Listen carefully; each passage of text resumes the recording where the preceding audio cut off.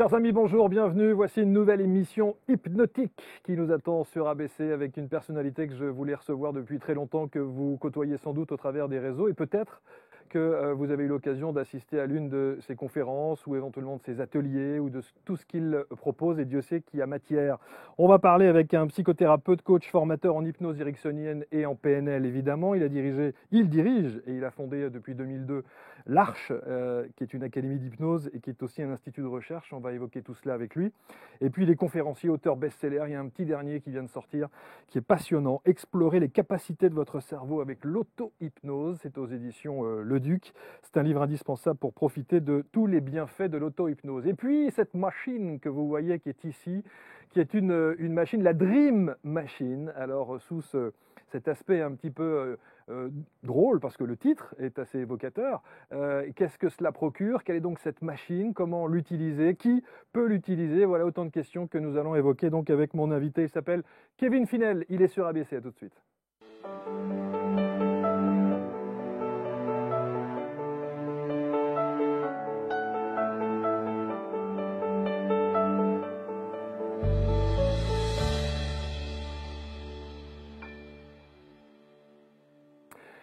Voilà, nous sommes installés avec une légère odeur de café, car pour tout vous dire, on enregistre l'émission ce matin. Kevin a pris un petit café. Bonjour Kevin Finel. Bonjour Marc. Je suis ravi Moi que tu sois aussi. là.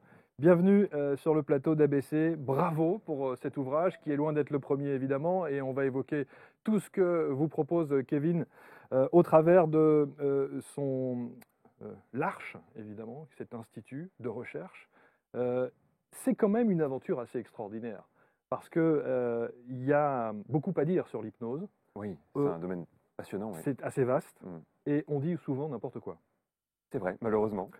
On va essayer de Donc faire c'est mieux. bien de remettre un petit peu l'église au milieu du village Exactement. et de revenir sur ton parcours. Est-ce que tu acceptes qu'on parle de toi avant de parler de tout ce que tu si tu veux. préconises et de cette fameuse lampe qui est ici, la Dream Machine, dont j'ai très envie de tester les bienfaits.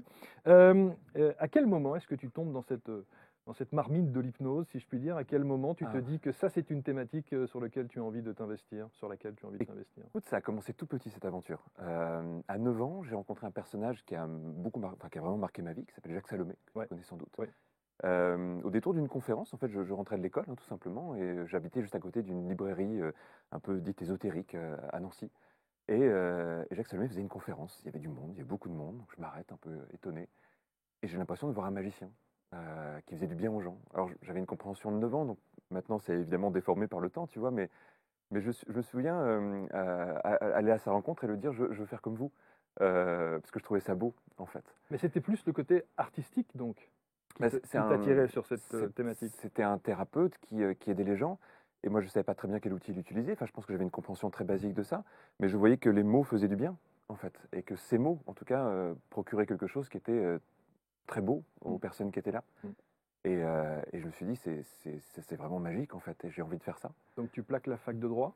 Alors ça, c'est c'est longtemps après, ouais, j'ai commencé la fac de droit. Bah, c'était plus pour rassurer mes parents, Oui, c'est tu ça, sais, oui, c'est qu'autre ce qu'on chose. fait toujours. Ouais. Je leur dis, voilà, je suis dans un endroit... parce qu'à la base, je disais à mes parents, je voulais faire, tu vois, Sciences Po, je voulais faire des... Et puis je m'étais déjà beaucoup formé à plein de choses, en fait, adolescent. Et je voyais bien qu'en fait, l'espoir que j'avais, qui était peut-être... je pense que ma première passion, c'était plutôt la politique, tu vois, donc rien à voir, mais avec l'idée qu'on pouvait peut-être faire du bien aux gens. Et, Avec la politique. avec la j'étais naïf à l'époque, en fait. Et... Non, mais je le crois toujours, mais je pense que c'est peut-être pas Oui, c'est pas le sujet. c'est peut-être pas aujourd'hui, tu vois, Ouais, qu'on le voit le plus, mais je pense que ça devrait être en tout cas la vocation. Oui. Et tout d'un coup, je me suis rendu compte que la thérapie était une façon bien plus pertinente de faire du bien aux gens et de soulager des douleurs, d'aider à dépasser des choses. Donc c'est le côté thérapeutique qui t'attire. Oui, en à ce premier, oui. moment-là. Oui, oui. La sensation qu'il y avait beaucoup de souffrance, en fait, et que c'était pas normal, tu vois. Là encore, je pense avec une vision d'ado, avec une vision un peu manichéenne, avec l'idée qu'il fallait aider les gens à dépasser des problèmes de vie. Mm. Donc je me passionne pour ça, et je me forme à tout ce qui existe à l'époque. Alors, pas grand-chose, du coup, En en France? hypnose à l'époque. Ouais, en France, mais assez rapidement quand même à l'étranger, parce que vraiment, en France, c'était... enfin, j'ai très vite été attiré par l'hypnose. J'étais formé à plein d'autres choses, mais je suis toujours revenu à l'hypnose. Mm. Mais l'hypnose en France à l'époque, il y avait certaines choses qui étaient réservées aux médecins, donc pas accessibles pour moi. Il y avait sinon du spectacle, quelques personnes qui commençaient à faire des choses en thérapie, mais voilà, on était vraiment très très en retard en fait en France par rapport à ça. Donc tu te formes en Angleterre? Ouais, en Angleterre, beaucoup, Mmh. avec des gens comme Richard Bandler, comme John Grinder, des personnes qui ont inventé la PNL, des élèves de Milton Erickson, qui est celui qui m'a le plus inspiré en hypnose. Et tout doucement, il y a eu cette envie de ramener ça en France en se disant qu'il manquait quelque chose, il manquait une construction autour de ça. Donc l'Arche. Ouais, même si au début, c'était pas une école, c'était une association qui avait pour but de démystifier l'hypnose. Et du coup, je me retrouvais à faire des conférences. J'ai commencé donc à 18-19 ans, tu vois, à faire des petites conférences pour dire aux gens, ben voilà, en fait, ce que vous imaginez être l'hypnose est très loin de l'hypnose, et j'aimerais vous expliquer peut-être une autre vision de ce que c'est. Et ça me plaisait de faire ça, j'avais l'impression voilà, de servir à quelque chose. Mais aujourd'hui, c'est une institution, l'Arche. Alors tout doucement, ouais, ça a beaucoup grandi, ça a attiré plein de personnes géniales. Aujourd'hui, c'est une équipe assez incroyable, et c'est devenu à la fois un institut de formation, un centre de recherche expérimental, enfin, il y a plein de choses. Avec vos propres chercheurs. Ouais, exactement, ce qui est assez unique. C'était une envie depuis très longtemps. En fait, l'ARCH, c'est un acronyme, c'est Académie de recherche et de connaissances en hypnose ericksonienne. Et il y avait déjà le mot recherche dès le début, avec l'idée qu'on devait pouvoir mieux comprendre ce qu'on faisait. Puis dès qu'on a eu les moyens de le faire, eh ben on allait voir des chercheurs pour essayer de collaborer avec eux. Et ce qui nous a semblé idéal, c'est de pouvoir embaucher des chercheurs. C'est rare, hein, dans le privé de faire ça. Mais on a pu faire des partenariats avec des institutions prestigieuses au fil des années. Ça a mis du temps, hein, il a fallu le construire tout doucement. Mm. Mais ça donne des choses. Oui, c'est ça. Il y a l'école normale supérieure, Ouais. l'école supérieure de physique-chimie industrielle de la ville de Paris.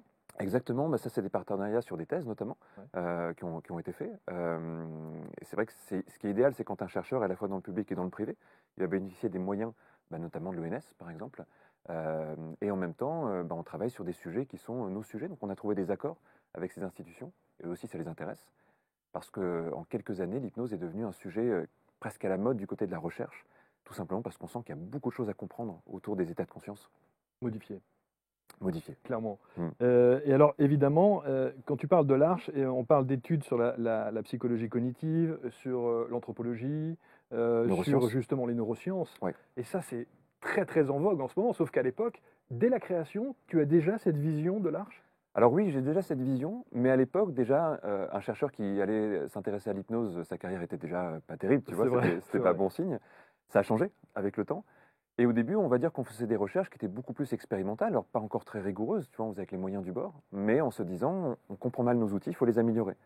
Puis tout doucement, on a pu vraiment préciser tout ça, on a créé un socle sur lequel des chercheurs ont pu vraiment se greffer et travailler sur des choses beaucoup plus rigoureuses. Et aujourd'hui, on publie dans des belles revues vraiment sur nos travaux. Alors, l'Arche, aujourd'hui, c'est combien de personnes? Une cinquantaine à peu près, un peu plus même maintenant, oui. Ouais. Et tu es devenu effectivement cette référence. Et honnêtement, quand on regarde sur les réseaux sociaux et quand on parle d'hypnose, d'abord ton nom revient très souvent. Tu es très présent sur les réseaux sociaux en règle générale. L'Arche, évidemment, est souvent mise en avant. Et puis tu as beaucoup écrit. Tu as beaucoup écrit. On a sélectionné quelques ouvrages ici. Avec ce petit dernier qui est là, il y a encore à écrire sur l'hypnose? Alors, je pense que sur la partie auto-hypnose, moi en tout cas personnellement, je pense avoir fait le tour. Après, il y aura sans doute d'autres choses à écrire. Ouais. Mais oui, parce qu'en fait, pour l'instant, ça fait partie de ces domaines où il y a beaucoup de recherches. Ça fait quand même 100 ans qu'on fait de la recherche en hypnose. Il y a une littérature scientifique abondante, mais très peu de vrais bons livres, soit pour apprendre, soit pour comprendre. Tu vois, il y a des sujets qui sont moins mes sujets, mais tu regardes sur la psychanalyse, il y a énormément, pour quelqu'un qui s'intéresse à cette discipline, il y a beaucoup à lire. Il y a des choses passionnantes, il y a des gens qui ont vraiment creusé les domaines. Dans l'hypnose, on est malheureusement encore assez peu fourni, aussi bien pour des choses grand public que pour des choses vraiment professionnelles. Donc il y a de la matière. Il y a de la matière. Et c'est vrai que, est-ce qu'on peut tout régler Non. avec l'hypnose? Non, Beaucoup de choses? Sur nos états émotionnels, sur le stress, sur toutes ces choses-là, on peut le régler avec l'hypnose parce que c'est toujours ce qui revient quand on parle d'hypnose. Écoute, alors c'est toujours plus complexe que ça, parce que ça dépend ce qu'on entend par régler, en fait. Je pense que l'hypnose, c'est à la fois un superbe moyen de mieux se comprendre et de travailler sur soi et d'évoluer. Mais on va partir de soi, c'est-à-dire qu'on ne va pas essayer d'enlever le problème, on va essayer de le sublimer, on va essayer de le dépasser. Et ce qui veut dire que, et c'est peut-être ça justement qui a évolué dans la vision de l'hypnose, c'est que moi, quand j'ai commencé, il y avait encore une hypnose, tu sais, qui supprimait le symptôme. J'ai même fait des stages, des formations avec des gens qui me disaient, voilà, quand quelqu'un fume, il faut le dégoûter du tabac. Quand quelqu'un mange trop, il faut le dégoûter du sucre. Et je sentais bien qu'il y avait un truc qui allait pas, tu vois. Aux États-Unis, ils avaient déjà dépassé ça depuis longtemps. Et justement, en créant l'Arche, on se disait, mais c'est pas ça qu'il faut faire, en fait. Si on conditionne encore plus les gens, on leur sert pas à grand-chose. On leur fera peut-être un bien-être immédiat, mais derrière, en fait, ils sont toujours pas construits. Et du coup, on a développé de plus en plus au fil des années une hypnose où les gens vont explorer ce qui se passe en eux et transformer ce qui se passe en eux. Donc c'est vraiment une voie d'évolution, quelque part. Tu fais un distinguo entre l'hypnose et l'auto-hypnose? Oui, même si on n'a pas tant que ça, au fond. Parce que dans les deux cas, on va vivre une expérience d'état de conscience modifié. Dans un cas, c'est plus facile parce qu'on est accompagné, donc quelqu'un va nous guider. Et je pense que quand on a une vraie problématique assez importante, quelqu'un qui a vécu un traumatisme par exemple, c'est très important d'être accompagné. Tout simplement parce qu'un professionnel, il sait comment aller vers les choses, il sait créer les conditions qui permettent de bien travailler, et il évitera d'aggraver le truc. L'auto-hypnose, on se guide soi-même, donc parfois on tâtonne un peu. Mm. Mais par contre, il y a plein de choses pour lesquelles on n'a pas envie d'aller voir un thérapeute. Plein de choses qu'on a envie de bouger, d'explorer, d'améliorer. Donc c'est un outil qui nous permet une exploration infinie, au fond. Et je pense que c'est un outil d'autonomie aussi. Donc bien sûr, on pourrait le faire avec un professionnel, mais c'est tellement plus satisfaisant et plus libre de le faire par soi-même dans certains cas. Et ce qui est très intéressant aussi, c'est que, pour refermer évidemment cette parenthèse sur l'Arche, qui sont les gens qui viennent te voir, qui ont envie? Ce sont tous des gens qui veulent devenir thérapeutes ou Qui se forment, tu veux dire? Ouais. Alors quasiment tout, ouais, maintenant oui. C'est marrant parce que là aussi, le public a évolué en 20 ans. Avant, il y avait des personnes qui venaient juste être un peu curieux de l'hypnose. Maintenant, il y en a encore, mais c'est quand même assez peu.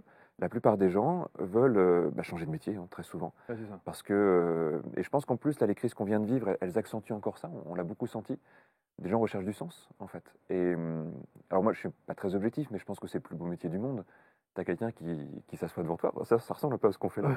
Et, Sauf que j'ai pas le talent voilà, bah non, mais tu fais t'hypnotiser, ressortir des choses des gens. Et je pense que c'est beau, en fait. C'est beau parce qu'on aide les gens à évoluer, on les voit grandir. Souvent, tu vois, un accompagnement d'hypnose, c'est assez court, c'est quelques séances, alors ça va s'étaler sur quelques mois, et les gens se transforment.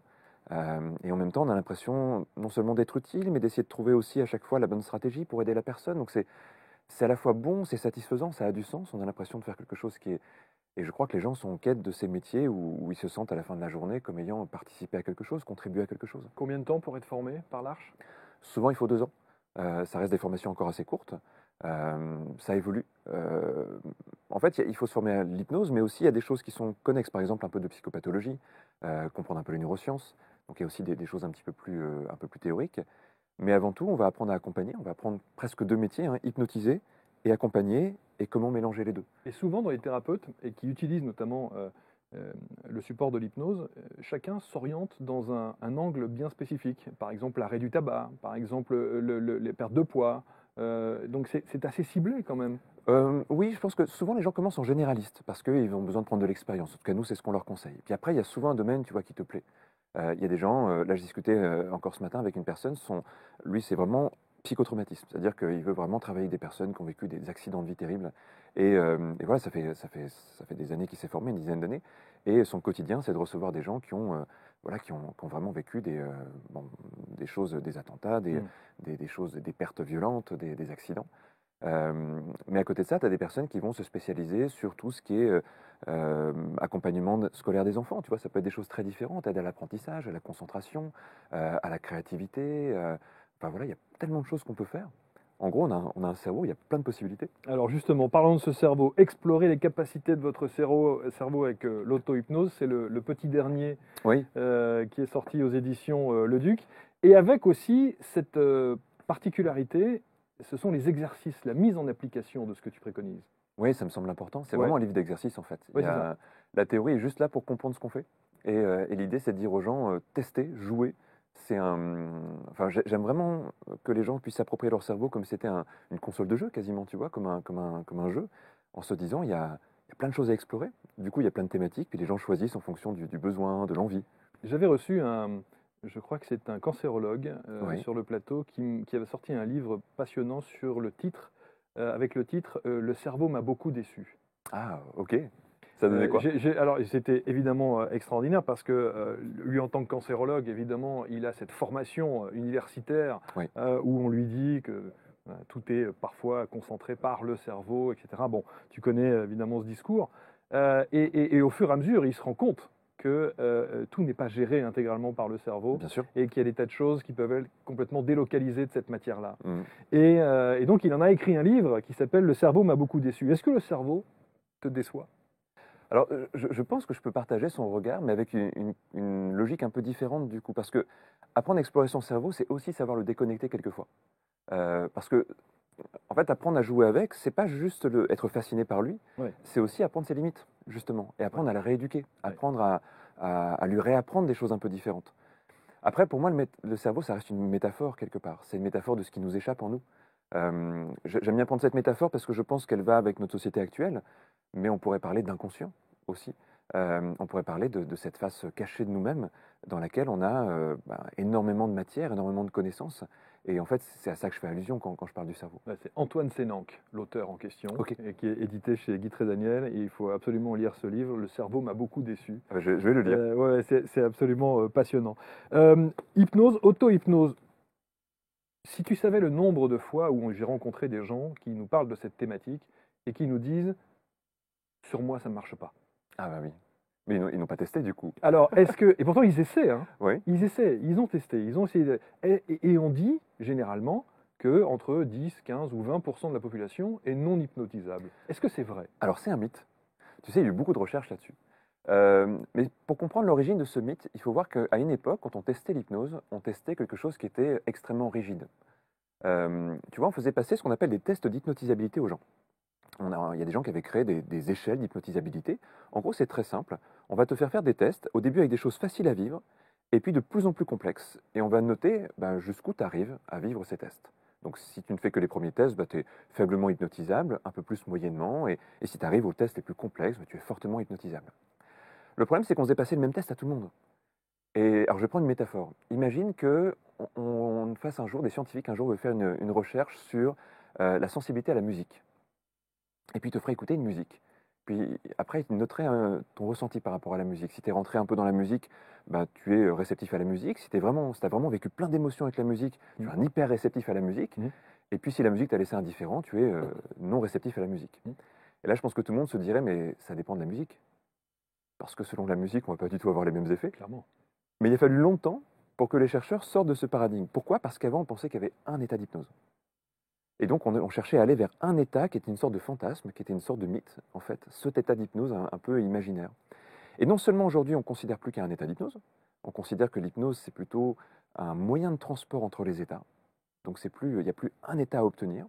C'est notamment les neurosciences qui nous ont permis de sortir de ce mythe, parce qu'on n'a jamais trouvé de traces d'état d'hypnose dans le fonctionnement humain, quelque part, en tout cas de traces reproductibles. Et puis la deuxième chose, c'est qu'on s'est rendu compte que selon l'outil qu'on utilisait, on avait des états différents. Et que, comme pour toujours, l'être humain, il y a des choses qu'il aime, il y a des choses qu'il aime moins. En fait, quand on utilise des techniques un peu adaptables, on s'aperçoit qu'il y a très très peu de personnes non hypnotisables et qu'en général, c'est lié à une pathologie psychiatrique ou à une médication. Par exemple, les gens qui sont en camisole chimique, évidemment, on ne peut pas trop agir sur leur état d'esprit. Et même certains antidépresseurs empêchent l'expansion émotionnelle, donc c'est même leur but. Donc on ne va pas amener les gens très loin avec ça. Donc ça reste vraiment des cas assez exceptionnels et souvent psychiatriques. Donc c'est une légende. C'est une légende, mais qui vient d'une vraie raison, pour le coup, d'une mauvaise compréhension initiale de l'hypnose. Ça, c'est fascinant parce que effectivement, ça va tordre un peu le cou à tout ce qu'on nous dit régulièrement. Et même d'ailleurs, quand il y a cette connotation un peu artistique que l'on peut voir, Oui. je pense à des Mesmer, à des personnalités comme ça, qui n'est pas le Mesmer. Pas l'originel. Pas l'originel, oui, évidemment, bien sûr. le Mesmer d'aujourd'hui. Alors là, lui, il dit il y a des gens qui ne sont pas hypnotisables. Mais ce qui est vrai dans son contexte, parce qu'en spectacle, il doit aller super vite, Oui. en fait. Je vais prendre un autre exemple. Il y a des personnes, prenons les gens qui ont vécu des traumatismes souvent. Quelqu'un qui a vécu des choses très dures dans son corps, par exemple, il a beaucoup de mal à faire confiance. Cette personne-là, elle a besoin de temps pour être hypnotisée. Sur scène, elle n'y arrivera jamais parce qu'elle va se mettre en hyper-contrôle et en protection. Donc évidemment, si Mesmer veut l'hypnotiser en 10 secondes ou 15 secondes, ça ne marchera pas, en fait. Mais si cette personne, elle est en cabinet, et on n'est pas à quelques minutes près, on prend le temps de la sécuriser, on lui fait faire des petits tests tout simples au début, on lui apprend, en fait, c'est de la pédagogie aussi tout ça. Et bien, 1 heure plus tard, cette personne, elle vit des expériences déjà très agréables, très intéressantes, et puis si on va encore un peu plus loin, elle ira même approfondir ces expériences-là. L'hypnose, c'est aussi quelque chose qui s'apprend. Oui. Alors, restez vraiment avec nous parce que sur la deuxième partie de l'émission, il y a cette bête que vous voyez là qui a une forme assez étonnante. C'est un mélange de spot et d'enceinte. Voilà. Oui, on pourrait le voir comme ça. On pourrait le voir comme ça, qui s'appelle la Dream Machine, qui est la nouvelle invention de de Kevin Finel. Et ça, je suis très très impatient que d'abord qu'on le teste et que tu nous expliques l'origine de cette conception et tout ce qu'il en est. L'hypnose est loin d'être un état de sommeil, elle ouvre à un état de surconscience, de lucidité accrue, dans lequel on peut agir de façon rapide et efficace. C'est une voie de guerrier qui permet une plus grande conscience de soi. Je trouve que c'est une belle définition. Oui, oui, c'est. Ça vient de chez toi. Donc, je me posais la question, mais je ne savais pas. Ça vient de chez toi. Je te demande de qui est la citation. Mais ça me ça parle vient en de tout chez cas. toi. Oui, oui, complètement. Ça vient de ce livre sur l'auto-hypnose. Le premier. Voilà, le manuel. J'ai écrit il y a longtemps. Voilà, mais ça, je suis toujours d'accord. Ouais, c'est toujours ça. Alors, évidemment, cet ouvrage, il y a les exercices, 45 expériences pour le quotidien. Est-ce que ça suffit, ça, à commencer à maîtriser ou à aller dans nos états modifiés de conscience? Alors, après, ça dépend du but qu'on se fixe, mais en tout cas, on peut déjà faire énormément de choses avec. C'est vraiment l'idée, c'est que les gens puissent vraiment tester des expériences qui sont assez courtes, qui sont hyper faciles d'accès. Ouais. Ce que je voulais, c'est que ça ne demande pas justement beaucoup d'entraînement. C'est-à-dire que parfois, quand on veut atteindre des choses très spécifiques en hypnose, ça demande un peu d'entraînement, et puis il y a des gens, quelquefois, qui abandonnent un peu en chemin. Tu vois, c'est comme apprendre la guitare, ça demande un peu d'entraînement, et du coup, il y a beaucoup de gens qui abandonnent en chemin, c'est dommage. Donc, je voulais quelque chose qui soit hyper simple et hyper accessible. Et ce que je me dis, c'est que si ça donne le goût des états de conscience aux gens, eh bien après, il y a plein de moyens d'aller plus loin. C'est le premier pas est le plus important. Si on le fait avec plaisir et bonheur, souvent après, c'est que du plaisir d'aller plus loin aussi. Alors, il y a cette plateforme et ce logo que je trouve extraordinaire. La chouette, avec cette plateforme psychonaute.org qui a été créée en 2018, je crois. Ah oui, fin 2018, fin déjà. 2018, c'est ça. Avec près de 3500 abonnés, avec une centaine de séances d'hypnose. Et là aussi, c'est fascinant parce que moi, je suis allé voir évidemment ce que tu proposais sur le site. Alors, pour nous présenter un peu la construction de cette plateforme. Ah, tu sais, au début, c'était pas du tout vu comme ça. En fait, avec un très bon ami qui s'appelle Bruno Suras, qui est un vieil ami avec lequel on pratique beaucoup l'hypnose, on s'est dit à un moment donné, on a envie de partager notre façon de faire de l'auto-hypnose. Et on a lancé un été, comme ça, c'était en 2018, un petit sondage en disant aux gens, est-ce qu'il y a quelques personnes qui voudraient qu'on fasse des expériences ensemble? Et on lance des lives comme ça réguliers. Et on s'est dit, peut-être qu'on aura une cinquantaine de personnes, tu vois, qui vont répondre. Et en fait, on a eu 1000 personnes qui ont répondu. En disant, ouais, tout de suite.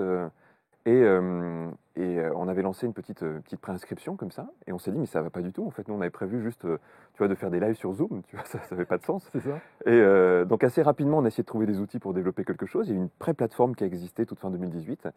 Et l'idée, c'était de dire aux gens, chaque mois, on part sur un thème, et on explore un thème hyper varié, sans dogme, juste pour se dire, on veut vivre des expériences, et on voit ce qu'elles peuvent nous apporter, ces expériences. Donc au début, on a fait un premier thème pour découvrir les bases de l'auto-hypnose, et puis les thèmes, après, on les laissait en archive. Et aujourd'hui, il y a une quarantaine de thèmes, on en voit quelques-uns.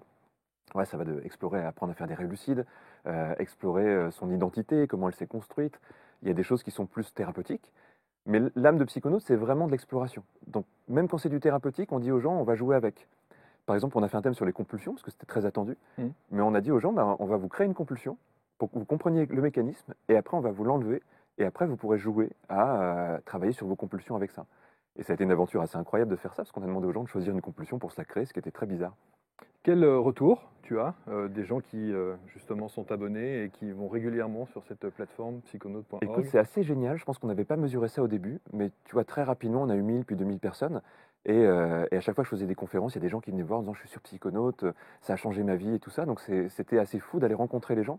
Assez vite, on a eu le Covid, donc c'est vraiment à la sortie du Covid là, qu'on a mesuré l'ampleur de ça. Là encore, je faisais une conférence à Toulouse il y a quelques jours, et il y avait une vingtaine de psychonautes qui étaient là et qui me racontaient, moi je sais faire des rêves lucides, moi j'ai arrêté telle problématique avec ça. Enfin, c'est assez fou. C'est pour ça que je te posais la question de savoir si on peut tout régler. Enfin, beaucoup de choses peuvent être réglées grâce à l'hypnose. Alors nous, on ne promet jamais ça aux gens. En fait, on dit aux gens, on va explorer, et puis si ça se trouve, il va se passer quelque chose. En fait, on veut enlever la pression du résultat. Parce que c'est souvent ce qui nous pose problème en thérapie, c'est se dire je veux absolument obtenir un résultat. Tu vois, je prenais l'exemple des compulsions, on a fait un thème sur le sommeil aussi, on a dit aux gens, mais le but, c'est pas que vous endormiez sur commande, mais on va jouer avec le sommeil. On va jouer à apprendre à appeler le sommeil, on va jouer à modifier la physiologie, on va jouer à se créer des états de conscience qui font qu'on est déjà presque dans les rêves. Et puis après, on a eu plein de gens qui nous ont dit, en fait, on dort beaucoup plus facilement et beaucoup mieux. Mais à aucun moment, on leur a promis un résultat. C'est ça qui est... je trouve ça, en fait, assez soulageant de jouer et de voir ce qui se passe. Les vies antérieures. Ouais, notamment, ouais. C'est assez fascinant, ça. On a beaucoup hésité sur ce thème parce qu'on se dit c'est tellement clivant Entre les gens qui vont dire, évidemment, l'amitié mortelle, etc. Puis les gens qui vont dire, qu'est-ce que ça veut dire? C'est n'importe quoi, c'est ésotérique. Du coup, on a dit aux gens, on va enlever toute forme de croyance, on vous propose des expériences, et puis vous faites vos idées là-dessus. Et ce qui est marrant, c'est que les gens ont accepté un peu ce jeu-là. Et dès la première expérience, on a reçu des centaines de courriers de gens qui disaient, mais moi, j'étais à telle époque, j'ai vécu telle chose, je parlais une autre langue. Et ce qui nous a un peu gênés sur le coup, c'est que les gens disaient, mais est-ce que c'est vrai? Puis nous, on voulait vraiment rester sur, mais on n'a pas à vous dire ce qu'on en pense, déjà, on n'est pas là pour vous donner notre point de vue. Puis deuxièmement, on n'avait pas besoin de nous pour savoir ce que vous en pensez. Soit vous pensez que c'est juste une expérience type rêve lucide et c'est extraordinaire, soit vous pensez que c'est vrai. Mais par contre, on leur a posé une question, c'est qu'est-ce que ça vous a apporté? C'est ça. Et en fait, là, tout le monde nous disait, mais ça nous a apporté des choses géniales. Et si je te demande ton avis À mon avis, moi j'aime bien rester... sur la vie antérieure. Tu sais, j'ai essayé d'explorer un peu toutes les spiritualités qui existent, et j'en suis arrivé à la conclusion que j'ai aucun avis sur ça, et qu'en fait ça me va bien.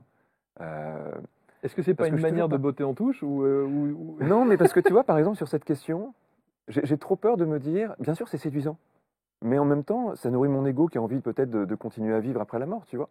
Donc je sais pas en fait si c'est une illusion ou si c'est juste parce que j'ai l'intuition qu'il y a quelque chose comme ça. Euh, mais tu vois, plus j'avance dans ma quête personnelle, plus je me dis que la seule chose qui m'intéresse, c'est le présent. Et on verra pour la suite. Le fameux instant présent. Alors après, tu vois, j'adore faire ces expériences et j'adore les vivre. Mais même des expériences qui seraient contradictoires m'iraient très bien. Euh, je me méfie aussi des effets de mode. Tu vois, une fois, je discutais il y a pas longtemps là, avec un historien qui me disait un truc. Il me disait, tu sais, les régressions dans les vies antérieures en hypnose, maintenant les gens en font spontanément. Mais il y a 50-60 ans, personne n'en faisait. Par contre, les gens rencontraient des démons qui parlaient latin. Parce que c'était la mode du moment. Et tu vois, ça m'a beaucoup recadré en me disant, bah oui, c'est vrai que c'est hyper culturel les expériences qu'on fait en hypnose. Peut-être que dans 20-30 ans, il y aura une autre mode et puis qu'on ira vers ça. En fait, je sais pas ce qui est vrai ou pas. Mm. Par contre, ce que j'adore, c'est que mon cerveau soit capable de me faire vivre ces expériences. Qu'il le fasse parce qu'il y a quelque chose qu'il va trouver ou qu'il le fasse parce qu'il est hyper créatif, au fond, ne change rien au fait que en fait, je pense que pour un être humain, c'est hyper important de faire ces expériences, tout Et simplement. est-ce que tu l'as faite, Ah ouais, cette beaucoup de fois, ouais. expérience Ouais, de ouais. vie antérieure? Écoute, moi j'ai fait des stages à une Il veut époque. pas me le dire. Si, si, bien sûr, je l'ai fait. À l'époque, c'était avec Patrick Drouot. Je sais pas si tu te Bien rappelles de sûr, Patrick Drouot. bien sûr. Enfin, je dis ça, je sais pas ce qu'il fait aujourd'hui. Oui, Mais oui. moi, quand j'étais ado, en tout cas, j'avais lu ses bouquins et j'avais fait un petit stage avec lui. Ça m'avait fasciné. Euh, J'étais frustré, tu sais, je te raconte une anecdote un peu bête comme ça, mais on était plein dans une salle allongée comme ça. Et tous les gens faisaient des expériences. Je me rappelle une personne qui était Néfertiti, tu vois. Puis je me disais, ça a l'air génial. Moi, j'étais un paysan en Russie, j'avais froid. C'était vraiment pas drôle. Mais j'étais ressorti bluffé de cette expérience parce que j'avais vraiment l'impression. Je me rappelle de mes mains, c'était pas mes mains. Et je touchais des matières avec des mains qui n'étaient pas les miennes. Et c'était incroyable. J'avais des mains assez calleuses, assez. Tu vois, j'avais 16-17 ans, je pense, quand j'ai fait ça. Peut-être 18 ans. Et ça, c'était fou. Et je respirais avec des poumons qui n'étaient pas les miens. C'était incroyable. Et souvent, après, j'ai refait ces expériences-là. Et notamment, quand on a préparé ce thème, avec Bruno, on prépare les thèmes comme ça, on se prend quelques jours, on se fait vivre des grosses expériences l'un l'autre, et on joue. Et, euh, et ouais, mais enfin, j'adore ça. Je trouve ça. Je suis comme un enfant, tu vois, quand on fait ces expériences-là. Et donc tu n'essaies pas d'analyser, n'essaies pas de comprendre, tu ne fais pas ensuite une espèce d'enquête dans ta famille, tu n'essaies Mais pas... non. Non, pas du tout. Et je trouve ça. En fait, pendant longtemps, j'ai eu ces envies-là, tu vois. Et maintenant, je pense que je me sens assez apaisé avec ça. Parce que je me dis qu'en fait, j'aurai jamais de certitude de toute façon. Mm. J'ai toujours une partie de moi qui pourra douter. Et j'adore cette partie qui doute. Et j'ai pas envie de. Je pense que si j'adhère à ça, ça serait trahir quelque chose, tu vois, quasiment. J'ai envie de rester dans cette ouverture totale. C'est bien dit. J'ai mis qu'évidemment, quand on est sur la plateforme psychonautes.org, il y a beaucoup de commentaires de gens, évidemment, pour qui ça a fait énormément de bien et que ça a parfois même changé des vies. Ouais. En tout cas, c'est vraiment notre but aussi. Et pas forcément, tu vois, pour juste régler un petit truc comme mieux dormir et tout ça, mais pour regarder le monde différemment, Mm. je pense. Pour se dire, en fait, tout ça une incroyable scène de théâtre. Tu vois, là-dessus, par contre, j'adhère à la philosophie hindouiste sur le grand théâtre. J'aime beaucoup cette métaphore et que les règles sont faites pour jouer avec, quelque part. Mm. Et c'est vrai que quand on regarde ça d'une manière, au travers du prisme du jeu Ouais. et voilà, de la détente, ou si ça nous apporte autre chose de plus, tant mieux, mais le fait de rester dans ce cadre-là du jeu, où, Mhm. ça donne une autre dimension et une autre façon de voir les choses. Je pense, ouais. Et avec un peu moins de sérieux et avec un peu moins de peur aussi, Ouais. d'appréhension et Mhm. de choses comme ça. Sur les phobies, Oui. On dit souvent que, par exemple, alors Bibi, autant te dire que la peur de l'avion, Ok, c'est on fait une séance. c'est terrible. On peut régler ça avec l'hypnose. Ouais, c'est même, je crois, une des applications les plus demandées. Oui, oui. Tu vois, mes premières conférences, je demandais toujours est-ce que quelqu'un a une phobie, puis c'était mes démonstrations. En fait, je savais que c'était des démonstrations qui étaient même plutôt simples. Et on aime bien sur les démos faire ça parce qu'en plus, c'est assez rapide souvent de travailler sur les peurs phobiques. En fait, en gros, c'est comme une très grosse association d'idées dans notre cerveau, un déclencheur et une émotion. Souvent, c'est lié à un besoin de protection, soit parce qu'il y a une expérience qui a raconté au réel, hein, ça revient à peu près au même pour le cerveau. Et souvent, en fait, c'est plutôt une réaction de protection instinctive. Et ce qu'on sait aujourd'hui, c'est qu'on peut couper ce genre de lien, c'est-à-dire qu'on peut désapprendre ce genre d'apprentissage, en gros, pour faire simple, hein, en expliquant à notre cerveau qu'en fait, il surréagit quelque part. Il y a besoin de lui expliquer dans le bon état. Et tu ne cherches jamais à savoir quelle est la provenance de cette phobie? Aussi, si, je trouve ça intéressant, ne serait-ce que pour les gens, pour qu'ils sachent d'où ça vient. Parfois, ils sont déçus parce que ça vient pas d'un gros truc, tu vois. Parfois, ça vient d'un truc, un détail, ou une interprétation étrange. On trouve pas toujours, pour le coup. Et puis parfois, les gens retrouvent une émotion, mais ils savent pas très bien à quoi elle correspond. Mais je trouve ça intéressant toujours d'ouvrir le sens, en tout cas, pour voir si on a. Alors, on va parler de cette fameuse machine, la Dream Machine. Je voudrais que tu nous parles de ce monsieur avant. Brian Geising, écoute, tu sais, pour moi, il y a des gens qui ont eu des intuitions assez folles dans leur vie. Là, en fait, on voit l'ancêtre, la toute première Dream Machine qui a existé. Exact. C'était tout simple, hein, ce qu'on voit en dessous, c'était, alors là, ils ont bricolé un peu, une sorte de tourne-disque. Enfin, c'était un tourne-disque, même la toute première version. Ils ont mis une lampe dessus, et puis un cylindre perforé, assez joliment, comme ça, qui tournait donc assez vite. Et ils se mettaient devant. Alors, ce sont des poètes qui ont créé ça, des artistes. On est à la fin des années 50. On s'intéresse évidemment aux états de conscience. C'est peut-être le moment d'éveil, en tout cas, de l'Occident par rapport à la question des états de conscience. Alors avec des substances qui aujourd'hui sont interdites notamment, mais évidemment ces personnes-là côtoyaient tous les grands chanteurs et tout ça. C'était Kurt Cobain qui utilisait la Dream Machine, c'était Iggy Pop qui l'utilise toujours, il a fait des concerts avec. C'est plein d'artistes. Pour donner une idée, Aldous Huxley pensait que ça allait supplanter la télévision, la Dream Machine à l'époque. Il disait le problème de la télévision, c'est que ça rend les gens passifs, alors que là, c'est le cerveau qui s'active et qui fait quelque chose qui est personnel et intime. Ouais. Bon, il s'est trompé sur cette prévision-là. Mais parce qu'en fait, c'était hyper balbutiant, la technologie était un peu primaire, quoi. C'était vraiment, voilà, on n'avait pas forcément, ils ont fait avec les moyens du bord. Mais en même temps, qu'est-ce qui se passe? En gros, il va y avoir des effets stroboscopiques. Ces effets stroboscopiques, quand on regarde les yeux fermés, ça va stimuler le nerf optique et ça va créer des réactions dans le cerveau. Des réactions qui sont assez belles, qui correspondent à ce qu'on peut avoir avec des états de conscience modifiés, par hypnose, par d'autres techniques, type méditation et tout ça. Et c'est hyper coloré en plus, c'est-à-dire qu'étrangement, c'est de la lumière blanche, hein, mais le cerveau va créer en fait des prismes, plein de formes, des choses étonnantes, parfois même des gens des images assez précises, mais surtout on a l'impression de voyager. Et c'est presque immédiat, donc c'est assez génial. Et les artistes s'en servaient pour créer plein de compositeurs, ont composé sous Dream Machine. Plein de poètes, Brian Geising c'était un poète, ont commencé à écrire après des séances de Dream Machine en ayant l'impression d'un état de flow où la créativité venait. Comment, parce que c'est pas ta génération, Non, pas du tout. comment est-ce que tu prends connaissance de ça? Alors moi j'en ai entendu parler assez tôt parce qu'on voit encore aujourd'hui des artistes qui font des grandes Dream Machines dans des expos et tout ça. Et j'ai trouvé ça très chouette en me disant tiens ça me rappelle vraiment l'hypnose, mais sans penser qu'on pouvait améliorer le système. C'était juste voilà une sorte d'hommage souvent dans les expos à ces œuvres-là. Et puis ça a été la rencontre avec avec un ami qui travaille dans mon institut de formation, qui est formateur, qui s'appelle Brice Batung. C'est vraiment lui qui a eu l'idée de moderniser ce concept. Qui un jour vient me voir, qui me dit, tu sais, il y a des gens qui ont essayé de faire des Dream Machines plus modernes, mais c'est hors de prix, c'est que pour des professionnels, et je suis persuadé qu'on peut en faire une pour tout le monde. Et moi j'avais déjà testé en fait des choses un peu plus modernes par rapport à ça, mais toujours avec l'impression que c'était compliqué, et un peu inutilement compliqué. Enfin, il y a quelque chose qui ne m'avait pas plu, puis surtout, c'était des appareils qui étaient vraiment destinés à des professionnels, donc bon, pourquoi pas.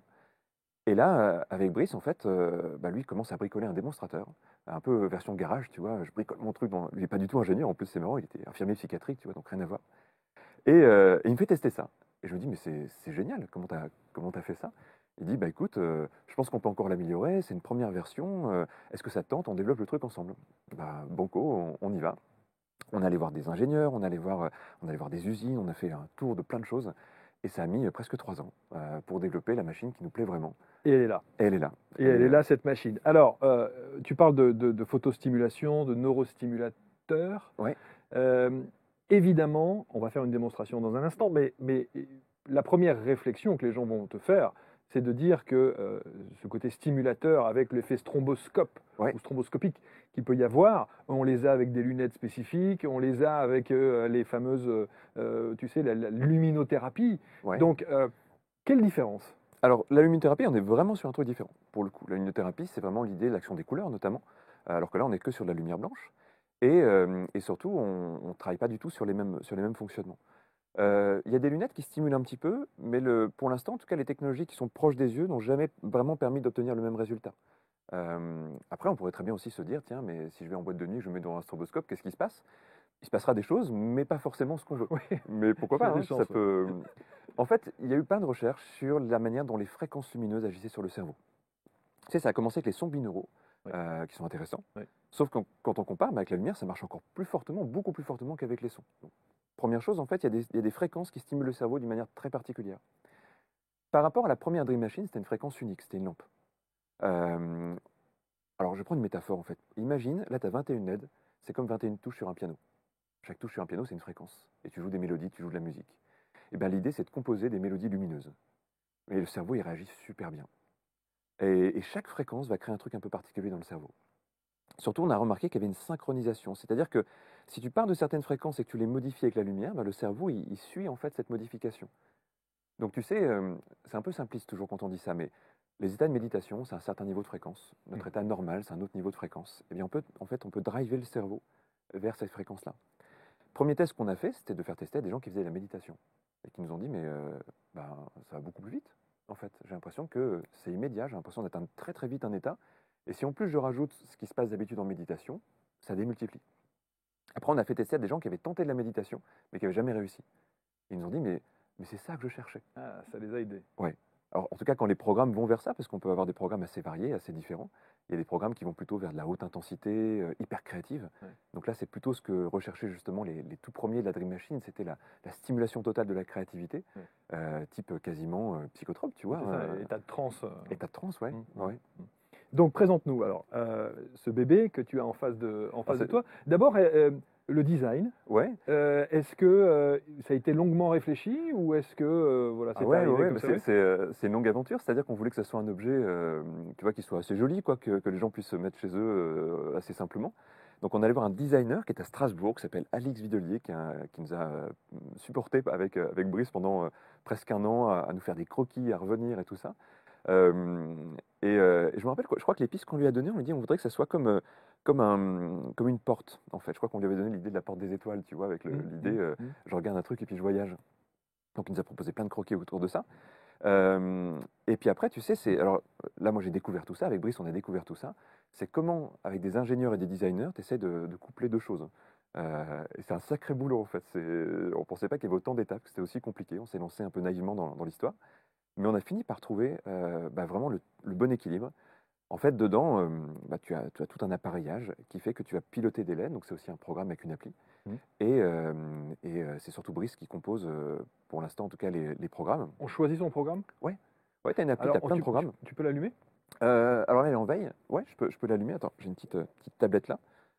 Tu as une appli, donc ce qui en plus nous permettra d'ajouter plein de programmes au fur et à mesure. Alors c'est disponible à partir de quand ça? Là maintenant, presque dans quelques jours on va dire, mais ça dépend quand on enregistre et quand c'est diffusé. Mais ça sera diffusé dans les 48 heures, donc voilà, ce mois-ci. Ce mois-ci, il y a beaucoup de gens qui avaient précommandé, on avait fait un Kickstarter il y a un an, qui a eu un succès incroyable, donc ça nous a permis de vraiment lancer dans l'aventure, et je remercie tous les gens qui nous ont soutenus à ce moment-là, parce que ça a été une aventure technologique, c'est quand même assez particulier. Et voilà, après il y a eu tout le temps de production, le Covid a beaucoup ralenti les choses. Mais et l'application, elle est pas encore en place, si? Elle est en place, elle sera juste activée parce que en fait, les premières commandes vont être distribuées au moment où on parle dans quelques jours. Là, pour l'instant, elle est au port du Havre, la Dream Machine, il y a des containers, et puis ça va être distribué. Donc là, c'est en direct pour le coup. Et à partir du moment où elles vont être envoyées, là, on va activer les applis, donc ça sera iOS et Android. Parce que l'appli est toute simple, tu as juste à choisir ton programme. Donc par exemple, tu as des programmes comme des programmes d'accompagnement au sommeil, des programmes de créativité, de concentration. On a aussi fait plein de programmes qui sont juste hyper fun à vivre, pour les gens qui ont envie de se faire des expériences d'état de conscience un peu étonnantes, un peu étranges, et avec plein de longueurs différentes. Est-ce qu'il peut y avoir de l'addiction? Écoute, beaucoup moins que Netflix, je pense. Non mais, Bah, ça fait du bien. Donc, c'est comme, tu sais, c'est comme les gens qui font leur yoga, au bout d'un moment, ils aiment le faire, en fait. Donc, bon, en tout cas, nous, ça nous fait la même chose. On l'a tellement testé que je te dirais bien que on était presque. Alors, attends, parce que c'est pas ma tablette et je sais pas pourquoi elle est réglée sur un truc. Ah, pourquoi est-ce que je peux pas activer l'ouvrir, en fait? C'est comment s'ouvre cette tablette? Ah, voilà. Donc il y aura une application qu'on pourra mettre directement sur nos téléphones, les smartphones et Android et iOS. C'est ça. Et on peut la commander directement par le téléphone, Ouais. par sa tablette, par son ordinateur, enfin peu importe. à En partir gros, de quel l'idée, endroit. c'est ça. Bah, voilà, là, elle est allumée, je viens de tester.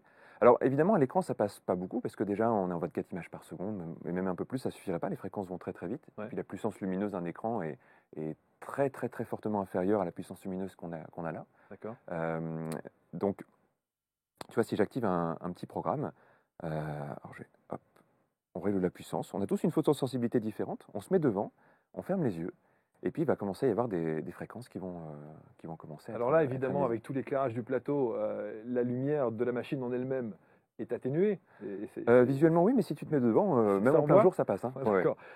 On se met devant, il y a une distance à respecter, obligatoire, il faut fermer les Non, yeux bah, on va pas se obligatoirement. mettre collé, mais en fait, on règle la puissance, donc on peut même se mettre, tu vois, on pourrait même la mettre là-bas, et ça serait à la limite de la distance, mais ce qui fait que les gens peuvent se mettre à deux devant aussi.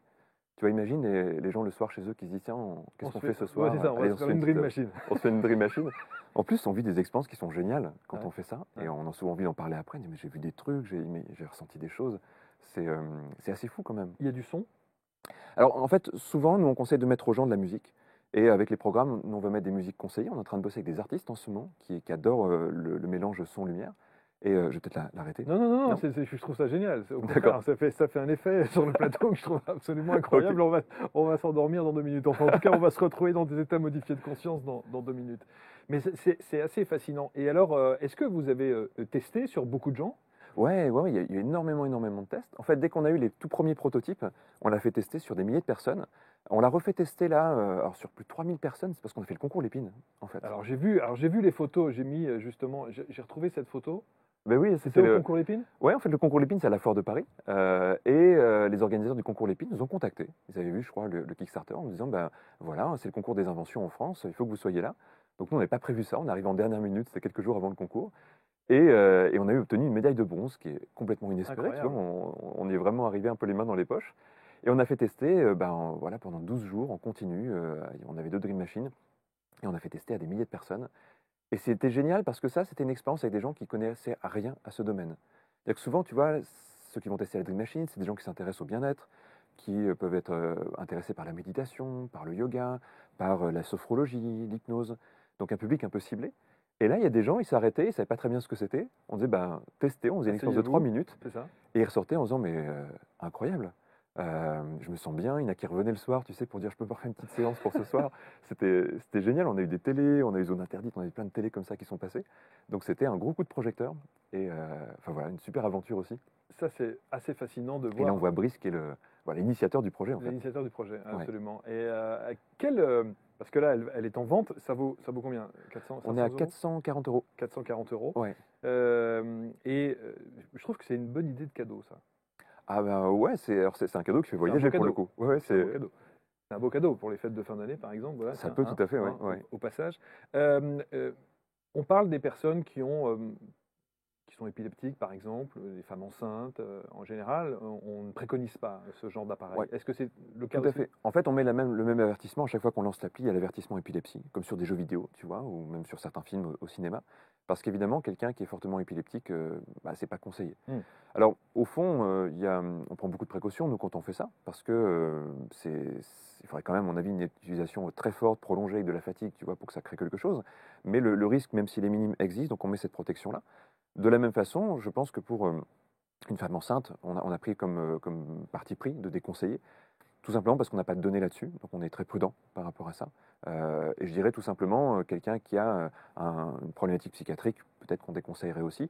Tout comme en fait on déconseille la méditation aux gens qui ont des bouffées délirantes ou des choses comme ça. C'est pas l'idée tout de suite de modifier son état de conscience, surtout chez soi seul. Mais donc à part ces exceptions-là, voilà, c'est une technologie qui est très simple, qui n'est pas invasive, mais qui fait vraiment réagir notre cerveau. Quand on a préparé l'émission, à chaque fois, évidemment, on me posait la même question. Comment se fait-il que cette machine et cette luminosité, cet effet stromboscopique qu'il y a là, peut intervenir et agir sur sur notre cerveau alors que nous avons les yeux fermés? Ah, mais parce qu'il y a, malgré les paupières, en fait, on prend l'information quand même. Tu sais, quand on regarde, par exemple, à la plage, le soleil, les yeux fermés, on voit bien que ça passe. Et du coup, ben, on a travaillé sur quel est le bon niveau pour que ça passe. Et puis après, c'est des questions vraiment de fréquence. Et le nerf optique va être extrêmement stimulé. En fait, étrangement, si on mettait moins fort mais les yeux ouverts, ça ne fonctionnerait pas de la même façon. Je trouve que c'est une spécificité de notre organisme que de stimuler de cette façon le nerf optique quand on a les paupières fermées. Et quand on va dans certaines grandes surfaces Ouais, dites de technologie, hein, ouais. qu'on connaît bien, il y a des appareils qui proposent ce genre de choses. Quel argument tu apportes quand il s'agit de faire la différence avec ce qui est vendu dans ces grandes surfaces et ce que tu Ben, préconises là avec l'appareil, alors ça le sera Dream sans doute Machine? distribué, on a déjà été contacté par des grandes chaînes, donc ça sera sans doute distribué. Maintenant, peut-être pas pour l'instant, parce que pour l'instant on est encore dans les premières phases de lancement. On a délayé un petit peu ça. Mais il n'y a pas de technologie approchante pour l'instant dans les grandes surfaces. C'est-à-dire qu'il peut y avoir des choses de luminothérapie, comme tu disais tout à l'heure, Ouais. ça existe. Mm. Il peut y avoir des appareils qui vont permettre de la focalisation, des choses comme ça, souvent sous forme de lunettes, comme tu le disais. Mais là, de technologie approchante, pour l'instant, il n'y a pas. Il y a des technologies de biofeedback, et on réfléchit peut-être à ajouter un jour des technologies de type biofeedback dessus. Oui, parce qu'elle peut évoluer. Elle peut évoluer, ouais, bien sûr. Bah, le fait que ce soit une appli, déjà, va permettre pas Oui, mal d'évolutions qu'on a ouais, déjà en tête clairement. pour la suite. Bah oui. Euh, mais en fait, souvent, les technologies qui existent sont justement des technologies qui, parce qu'on a un biofeedback, nous permettent de nous adapter. Donc tu vois, par exemple, c'est génial, je trouve, les appareils qui permettent de savoir comment on a dormi la nuit, les phases de sommeil, et ça aide les gens à améliorer. Mais c'est parce que je prends conscience que j'améliore. Par contre, quelque chose qui agit directement sur nous, pour l'instant, il n'y a pas vraiment d'équivalent. Si tu la retournes Ouais. sur moi, voilà. Et si ah oui, parce que rien que quand on regarde comme ça tape. Hein. Ah bah ça, ouais, Ça envoie. Hein, c'est pour ça que de toute quand façon, même. les yeux ouverts, je pense que les gens comprennent vite qu'il ne faut pas le Est-ce que sur les programmes que tu proposes, qui sont proposés, sur l'accompagnement hormis la musique, il y a Ouais. ta voix?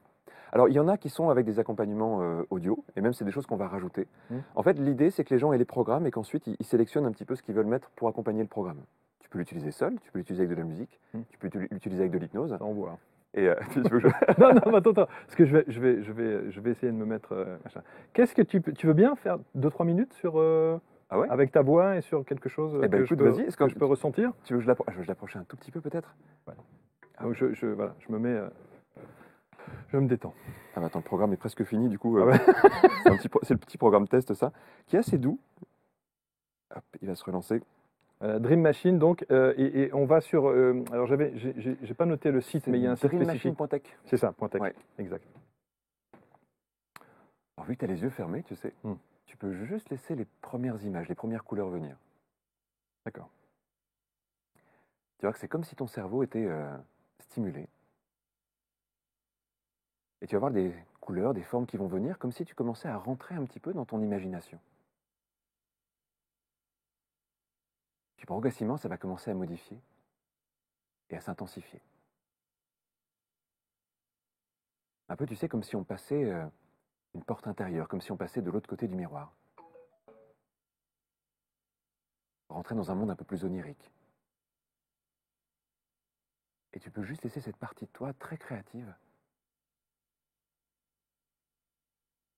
jouer avec les images, avec les couleurs, avec les formes. Comme si quelque chose commençait à s'intensifier dans le vécu tout doucement et à te faire plonger à l'intérieur de toi.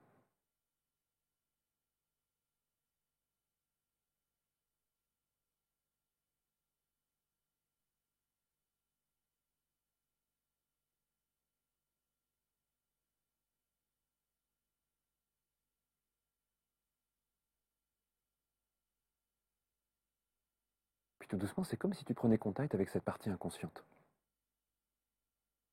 Et même si là, il n'y a pas un but particulier à cette expérience, seulement la découverte, ça peut commencer à te déconnecter de tout ce qui peut quelquefois prendre de l'énergie et à te connecter au contraire à une partie plus essentielle, plus profonde.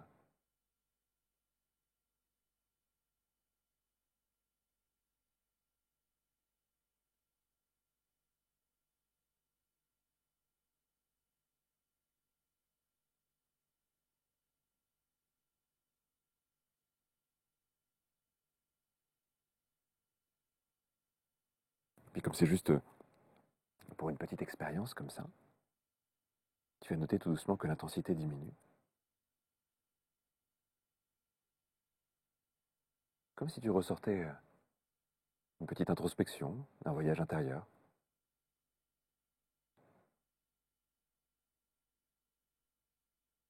Et revenir bien au présent. Alors c'est assez incroyable.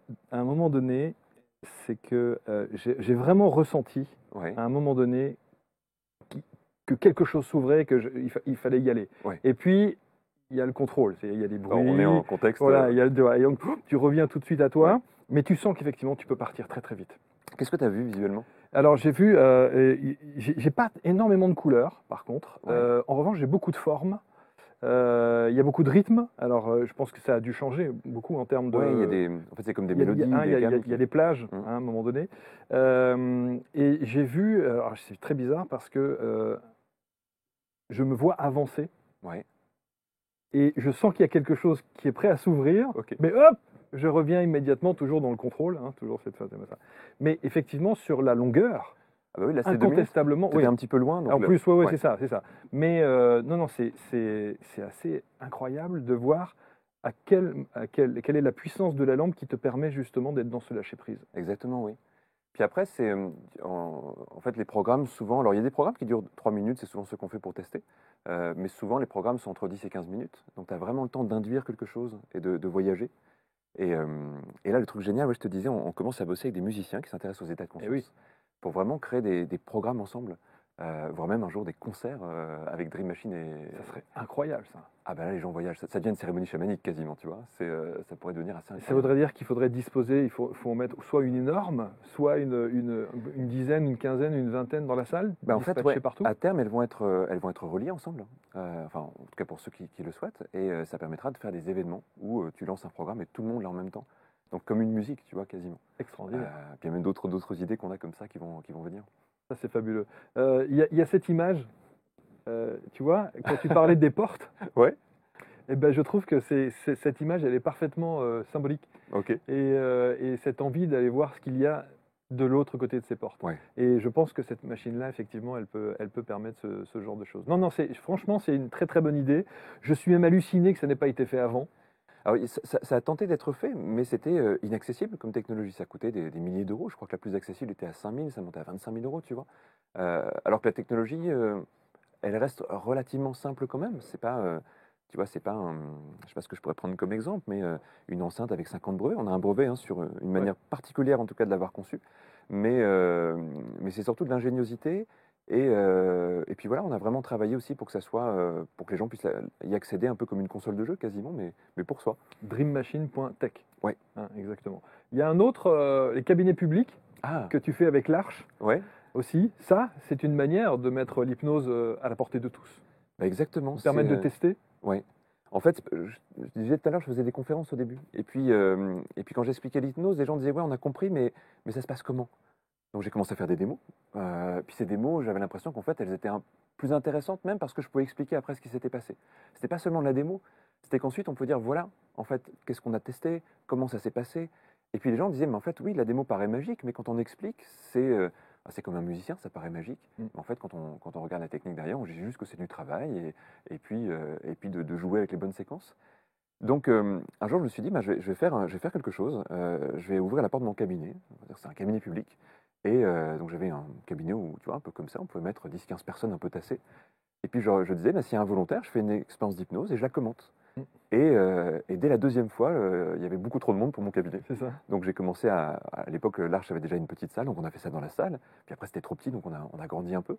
Et j'ai gardé ce nom de cabinet public, qui est peut-être pas le plus heureux, tu vois, avec le recul, mais c'est devenu un peu une institution. Donc j'essaye en tout cas à chaque fois, tu vois, sur une soirée, de prendre 2-3 personnes. C'est à Paris, hein.